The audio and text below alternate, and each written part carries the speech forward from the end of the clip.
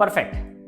તમારી ઇન્ક્વાયરી તો આવી ગઈ છે. હવે છે ને 2 સ્ટેપ બહુ જ મહત્વના છે, જે ખરેખર આપણે જો મીટિંગની અંદર વેલ્યુએબલ કન્વર્ઝેશન કરવું હોય તો લેવા જરૂરી છે. એમાં પહેલું જે સ્ટેપ, સમય પર પ્રોજેક્ટ્સના તમામ ઓનર્સ અને જવાબદાર વ્યક્તિઓએ હાજર રહેવું. એનું કારણ છે કે જો જવાબદાર વ્યક્તિ હાજર રહેશે તો ખરેખર તમારો જે પ્રોજેક્ટ્સની અંદર માર્કેટિંગ સ્ટ્રેટેજી, જે તમને મીટિંગની અંદર થોડું ગાઈડન્સ આપવામાં આવશે, એના તમામ સમજણ જો ઓનરને મળશે તો એ ડિસિઝન સારી રીતે લઈ શકે છે. બીજું જે સ્ટેપ છે કે માર્કેટિંગ સ્ટ્રેટેજી માટે તમને આવતી તમામ પ્રોબ્લેમ્સ પેપર પર લખી રાખવી.